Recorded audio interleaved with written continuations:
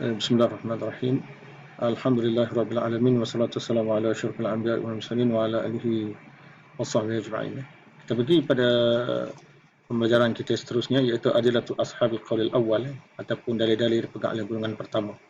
Istadalla qail bi'alami jawaz ilzam al-madi' al-mumati bidaf'i da'il mali lida'in an dar' fawat manfa'at malihi wa ribhihi khilal muddat al-mumathalah bima yali. Golongan-golongan yang berpendapat tidak harus bagi penghutang, tidak harus bagi pemberi hutang memaksa penghutang yang tidak dapat membayar hutang ataupun menangguh membayar hutang, membayar ganti rugi kewangan kepada penghutang berkaitan daripada kemudaratan akibat luput manfaat harta atau keuntungan sepanjang tempoh kelewatan bayar. Jadi antara dalil yang diterima pakai ialah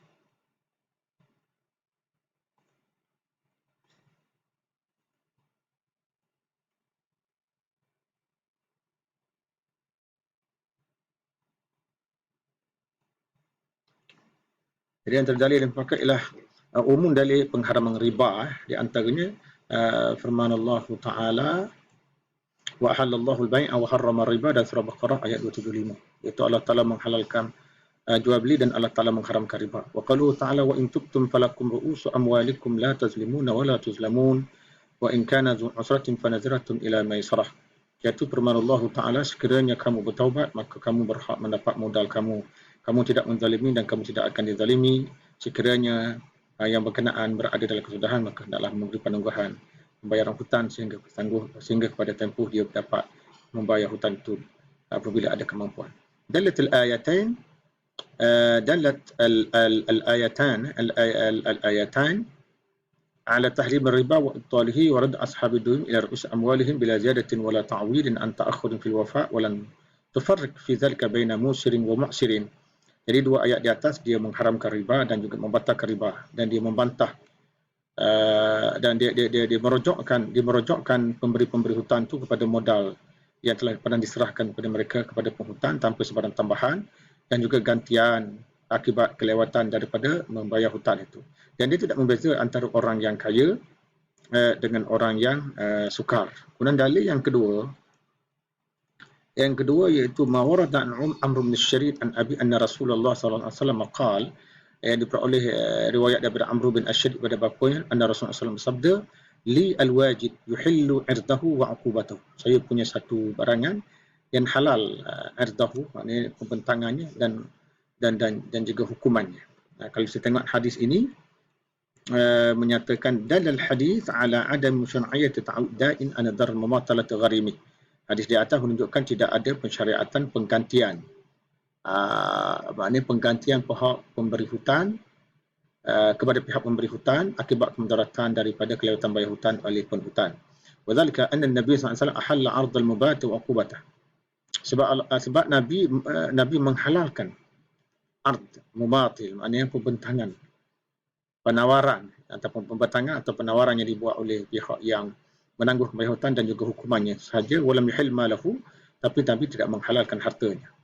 Wal masyru' fi hadd mumatil wajib syikayatu, maknanya bagi orang yang gagal membayar hutang ataupun orang yang suka menangguhkan, orang yang tak dapat bayar hutang secara tunai tadi, sebalik dia terpaksa menangguhkan bayaran. Jadi fi haqqil mumatil syikayatu fatuhu wa uqubatu, maknanya dia boleh mengadu, dia boleh dibongkar kekurangannya, dia boleh kena hukuman majruh wa yaj'al anil mumatil, dibolehkan kekurangan yang boleh mencegahnya daripada melewatkan bayaran hutang untuk masa-masa akan datang. Walau kana ta'wid al-jabir lidar mubatalah masyru'an. Jadi kalau sekiranya pembayaran ganti rugi bentuk kewangan yang boleh menampung kemudaratan akibat daripada tangguhan bayar hutang tadi sesuatu yang disyariatkan, la bayyanahu sallallahu alaihi wasallam, maka sudah tentu dijelaskan oleh Nabi sallallahu alaihi wasallam.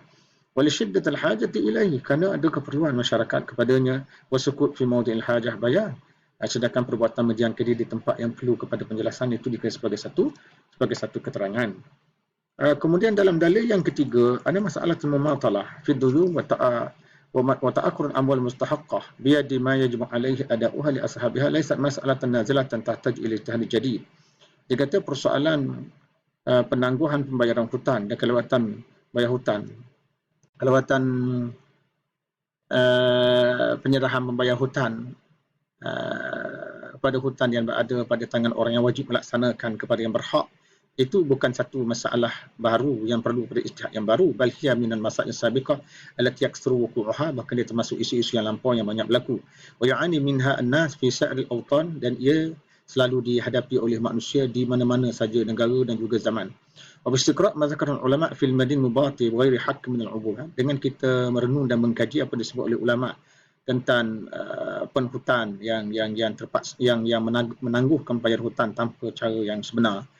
Dilihat dari sudut hukuman-hukuman yang dikenakan kepada mereka, najid annahum la yunqal an ahad minhum qabla hadzal asr annahu qada wa afta bi jawaz ta'awil mali. Maka kita akan dapati tidak pernah dinukilkan daripada mana-mana mereka sebelum zaman kita ni lah, yang mana mereka telah menjatuhkan hukuman atau mengeluarkan fatwa harus dikemukakan bayaran ganti rugi bentuk kewangan li ajal mumatalati fid duyun, disebabkan oleh kerana kelewatan membayar hutang. Ma'anna fikrata ta'awid da'in anil arbah al-fa'itah, sedangkan dia keperluan penggantian keperluan mengganti semula gantian kewangan kepada pemberi hutang dan arba' al-fa'itah, berikutan daripada keuntungan yang luput daripada beliau dan ulama tawaqqa'ati, dan keuntungan yang bakal diperolehi muqabila malihi al-mahbus 'inda al-mumati, sebagai timbalan daripada wangnya yang dipegang oleh pihak yang menangguhkan bayar hutang tadi, qaribatu ila azhanihim. Jadi benda itu hampir kepada pemikiran mereka, laukan jaizah, kalaulah benda itu dikira sebagai satu benda harus, ihya jazaa min jinsil amal. Sebenarnya pembalasan itu mengikut jenis amalan yang dilakukan. Wa muamalatu binaqid al-qasar, dan dia melibatkan apa disebut sebagai muamalah berdasarkan qasar sebaliknya ataupun niat sebaliknya. Wa qad nasfa al-uqubat az-zajirah 'anil mumatalah fi duyun. Mereka telah menjelaskan tentang hukuman-hukuman pencegahan daripada kelewatan bayar hutang, seperti hukuman kasjini wad darbi wal man'i min fudul mubahat, seperti dikenakan hukuman penjara, pukulan, dan dilarang daripada menikmati berbagai perkara harus, wa bai'il ma, keharusan menjual hartanya dan sebagainya. Oleh yazkuru ta'wid al-mali andarna, tapi mereka tetap tidak menyebut tentang gantian keuangan akibat kemudaratan kerana kelewatan bayar hutang. Bima yadullu ala annahu mutaqarrar ladaihi, jadi sekaligus menunjukkan bahawa yang diakui oleh mereka anna ta'wid mali lidda'in, penggantian keuangan kepada pemberi hutang bisababil mutli, dengan sebab kelewatan bayar hutang, annahu dakhil fi riba muharram, jelas ia termasuk dalam riba yang diharamkan. Sawa'un kana muqabil ta'khud, sama ada disebabkan oleh kerana kelewatan bayar, atau fawa rabihil mutawaqqan, ataupun disebabkan kerana luput keuntungan yang dijangka diperolehi, atau darar fi'li, ataupun betul-betul menghadapi kemudaratan itu sendiri. Dia sebuah ziyadatun fi dain muqabil ziyadah, kerana dia merupakan pertambahan dalam hutang sebagai timbalan daripada pertambahan fi ajalli as-sadad, pertambahan atau peningkatan tempoh pembayaran hutang itu sendiri. Fazahara mimma sabaq anna as-sabiqin yara zajar al-mubat mungkur radiah. Jadi kalau kita lihat di sini, ulama-ulama dulu hanya bincang dari sudut keperluan membuat pencegahan pada mereka yang menyambat bayar hutang dengan mengenakan hukuman-hukuman pencegahan. Wa hum muttafiqun ala adamil qawl bi jawaz ta'awil mali, dan dalam masa sama mereka telah bersepakat berpendapat tidak boleh mengenakan gantian keuangan oleh penhutang, oleh pemberi hutang kepada penhutang yang menangguhkan hutangnya. Izlau kila bihi lanukila, kalau ada ulama mengatakan kita sudah satu pendapat itu dinukilkan kepada kita. Fal qaulu bi ta'wi istihadun jadi. Jadi pendapat mengatakan perlu diberikan dikemukakan satu bayaran ganti rugi kewangan, itu adalah istihadun jadidun fi muqabati hadzal ittifaq, satu istihad baru yang berkaitan dengan persetujuan ini. Kalau Dr. Ahmad Fahmi Abu Sinnah, Dr. Ahmad Sinnah juga seorang pakar ekonomi Islam di zaman kita ini, menyatakan lam yakul ahad minal ulama bitagrimihi al-mumat, tak ada seorang pun antara ulama mengatakan perlu bayar denda kepada orang yang menangguhkan bayar hutang dalam bentuk keuangan. Fal fatwa bi anil madin tajud uqubatu bitaghril ma, fatwa yang mengatakan bahawa orang yang penhutang tu harus dihukum dengan dibayar denda bentuk kewangan, istihadun jadi fi muqamati ijma', satu ijtihad baru dan dia berbeza dengan pandangan ijma', bertentangan dengan pandangan ijma'. Anna al-fuqaha takallamu an masail ashad min nadhr fi ad-duyun. Dia kata ulama-ulama dulu membicarakan berbagai masalah yang lebih berat daripada masalah penangguhan bayar hutang tadi. Kelewatan, melewatkan pembayar hutang tadi. Tumna fiha al-amwa' an ashabiha azmanan tawilah zulman wa 'udwana, yang dihalam dalamnya harta-harta daripada dimiliki oleh tuan-tuannya, melibatkan masa yang panjang dengan satu bentuk kezaliman dan pencerobohan. Walam yajibu fiha illa daman al-mithl. Dalam kes ini mereka tetap tidak mewajibkan, melainkan kena bayar ganti rugi yang seumpama ni. Kakalamihi fil amwal masruqah, misal kata perbicaraan mereka dengan harta yang dicuri, wal maksubah, harta yang dirampas, wa amwal amanah, harta-harta amanah, al-mu'tadah yang diceroboh, wa rabhil amwal maksub, keuntungan harta yang dirampas orang, fa yuqasu alaihi dan mumathil, maka dikiaskan kepadanya jaminan mumathil ra'sal mal. Maknanya pihak yang melewatkan bayar hutang tadi dia perlu membayar modal semula, faqat yang bayar modal hak dipinjam sahaja. Wa ada mutaghribihi min babi aula, maka tidak wajar dia dikenakan membayar denda keuangan, dan itu adalah lebih utamanya. Kemudian dalil ar-rabi', dalil yang anna ta'wid an ad-darar mumathalah illam yakun riba fi zat fa huwa zari'atun musilatun ilaih. Dia kata pergantian ganti rugi berbentuk kewangan tadi akibat kemudaratan bayar hutang, kalaupun dia tidak disebut, tak termasuk dalam kategori riba itu sendiri, tetapi dia adalah satu jalan yang boleh menjerumuskan seseorang kepada riba. Wasad az-zara'i' min al-qawaid al-fiqhiyyah mu'tabarah syar'an. Sedangkan menutup pintu ke arah riba itu termasuk dalam kaedah-kaedah fiqh yang diiktiraf dari segi syarak, wal qaul bihi yaftah babur riba. Jadi kalau kita kata orang yang melewatkan bayar hutang itu perlu dikenakan denda berbentuk keuangan, maka ia akan membuka pintu riba wa tawatu ala akhdhihi. Bihajati ta'wid ani maknanya kalau kita bersetuju untuk mengambil bayaran tadi, bihajati ta'wid an ad-darar atas alasan sebagai gantian akibat mudarat, atau fawatil intifa, atau disebabkan penhutan, disebabkan pemberi hutang tidak dapat memanfaat daripada hutang sepatut berbayar. Wa binafsil hujjah ta'wid an ad-darar intashar akhdhu riba.